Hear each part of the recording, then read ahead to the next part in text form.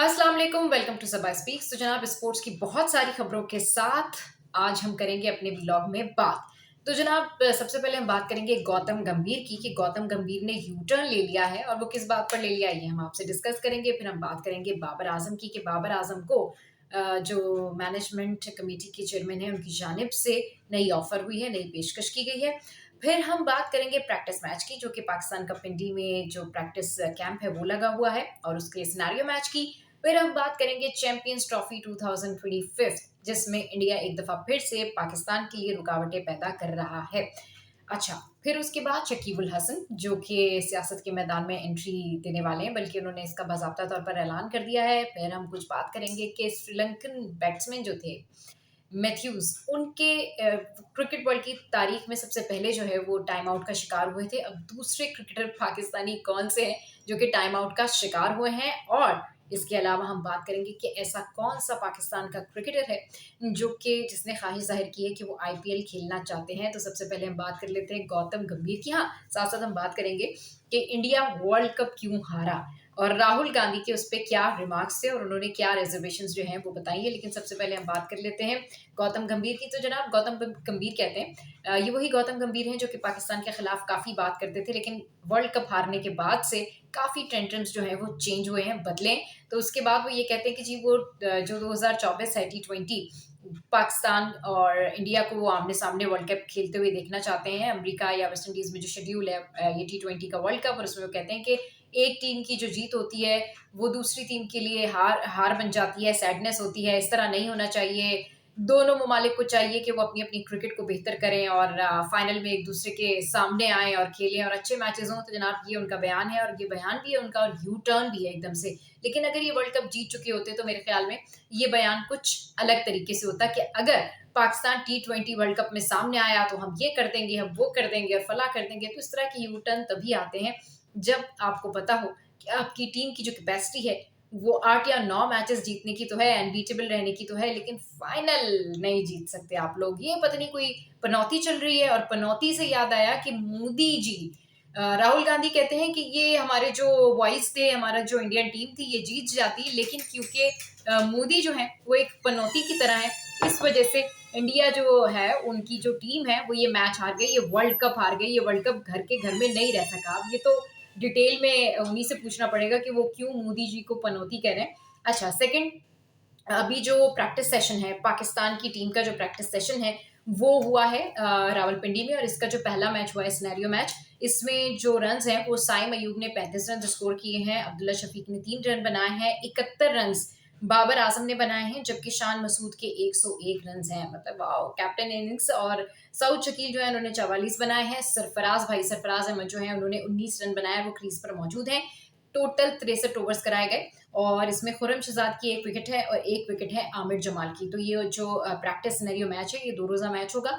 ये रावलपिंडी में हुआ, और इसमें जो टिप्स भी दी गई सईद अजमल की जानिब से, खिलाड़ियों को बताया गया कि किस तरीके से उनको खेलना है, 1 बाय 1 करके उनसे ओवर भी कराए गए, और जिस तरीके से वहाँ की कंडीशंस होगी उस हवाले से उनको तमाम तर जो है वो प्रैक्टिस सेशन कराया गया। इसके अलावा जो ऑस्ट्रेलियन हाई कमिश्नर थे उन्होंने भी यहाँ पर आकर मुलाकात की है खिलाड़ियों से, और यही कहा है कि उनको बेस्ट विशेस दी है, और यही कहा है कि जो बायोलिटरल सीरीज होने जा रही है टेस्ट मैचेस की, ये बहुत अच्छी हो, इंटरेस्टिंग हो। और उन्होंने एक एक करके खिलाड़ियों से सबसे मुलाकात भी की है। अच्छा, इसके अलावा कुछ हमारी जो विमेंस क्रिकेट टीम है वो भी इस वक्त न्यूजीलैंड में मौजूद है, और न्यूजीलैंड में उनकी फील्डिंग की जो है वो ड्रिल्स हो रही हैं। उनके तीन T20 और 3 जो है उनके वनडे शेड्यूल है। जुमेरात को ये T20 की प्रैक्टिस करेंगे, और अभी जो है न्यूजीलैंड में हमारी टीम है, विमेन जो टीम है वहाँ पर मौजूद है, और वो प्रैक्टिस कर रही है मैचेस की। और ये क्राइस्ट चर्च लिंकन यूनिवर्सिटी के जो बर्ट स्कैफलिस ओवल में ग्रीन शर्ट जो है वहाँ पर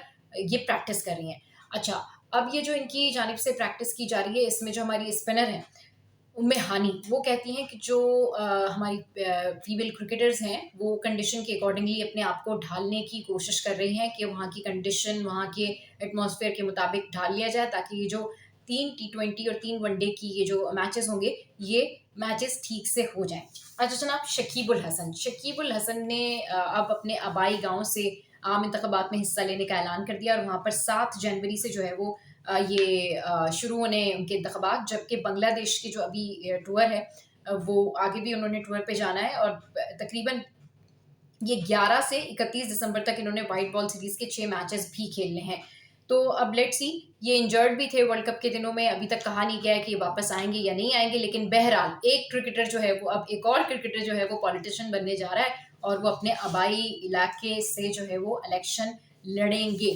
तो ये जो है वो शकीब अल हसन के लिए न्यूज़ है। और अभी तक के भी जो आईसीसी की रैंकिंग आती रही है उसमें ये वर्ल्ड के बेहतरीन ऑलराउंडर साबित होते रहे हैं। अच्छा, वो कौन सा क्रिकेटर है जनाब जिसने ख्वाहिश जाहिर की है कि वो चाहते हैं कि वो आईपीएल खेलें, और वो है हसन अली। और हसन अली कहते हैं कि 2008 के बाद जो वहां पर अटैक वगैरह हुए थे उसके बाद से किसी भी पाकिस्तानी क्रिकेटर के साथ जो है उन्होंने कॉन्ट्रैक्ट साइन करने में या मुआहिदा साइन करने में उन्होंने मना कर दिया था, जो उनकी इंडिया की गवर्नमेंट है। तो वो चाहते हैं कि अगर वहाँ जो इंडियन गवर्नमेंट है उन्हें अलाउ करे और ये तमाम तर जो इकदाम हैं उनके हक में किए जाएं, लाइक पाकिस्तानी खिलाड़ियों को भी आईपीएल खेलने की इजाज़त दी जाए, तो वो ज़रूर जाके आईपीएल खेलेंगे क्योंकि वहाँ पर बड़े मैचेस होते हैं। दुनिया की बड़ी लीग्स में से आईपीएल एक है।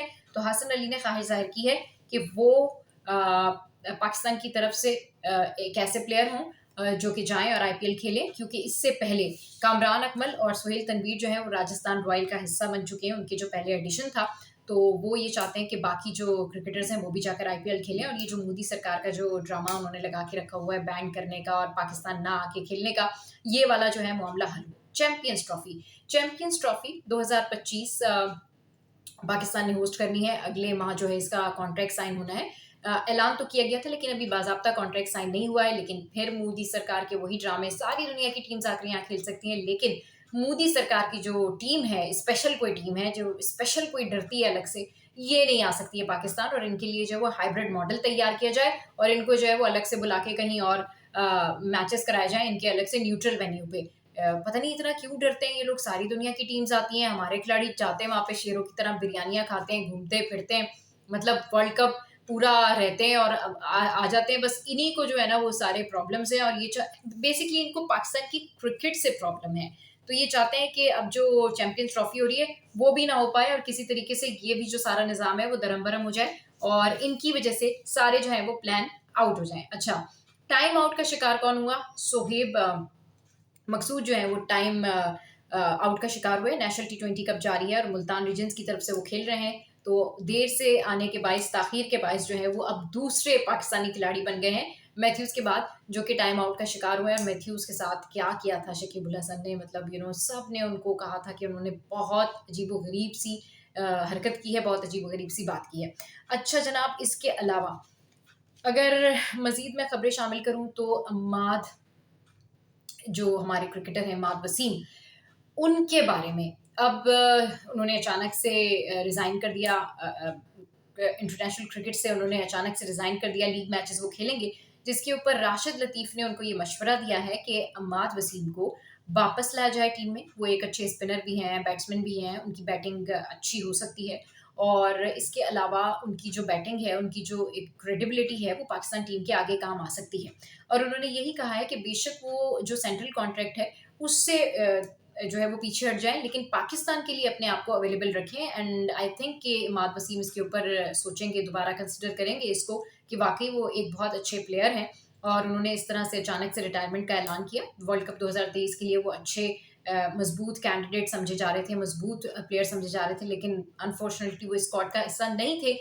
लेकिन अब जो है उन्होंने अपना बाज़ाब्ता तौर पर रिटायरमेंट का ऐलान कर दिया है, जिस पर राशिद लतीफ़ ने फ़ोर्स करके कहा है। उन्होंने कहा है कि जी, मैं मोहम्मद हफ़ीज़ को भी कहूँगा कि वो वापस लेकर आएँ इमाद वसीम को और वो पाकिस्तान के लिए अपने आप को अवेलेबल रखें। क्योंकि हमने देखा है कि जिस तरह से हारिस रऊफ़ के बारे में खबरें सामने आई हैं, तो वहीं जहाँ पे ये ट्रायो बना हुआ था हमारे पाकिस्तानी क्रिकेटर्स का, वहीं इस ट्रायो में हारिस रऊफ़ ने जिस तरीके से पीछे हटकर और व्हाटएवर द रीज़न, जो भी रीज़न हो, उनके हक में जो भी बोले, लेकिन अगर पाकिस्तान की बात आती है तो सबसे पहले पाकिस्तान।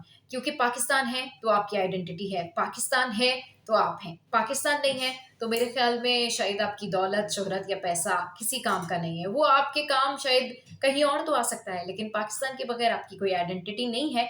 हारिस रऊफ़ ने जो एक्सक्यूज़ दिया था उसके बाद मेरे ख्याल में अवाम जो है वो, उनके जो फैंस हैं मुझसे खासे नाराज़ है और उन्हें इस बारे में एक मुकम्मल प्रेस कॉन्फ्रेंस करनी चाहिए आई थिंक, ताकि उनका जो कॉन्सेप्ट है, उनकी जो जो मतलब था वो लोगों के सामने आ सके। सबा स्पीक से फिलहाल।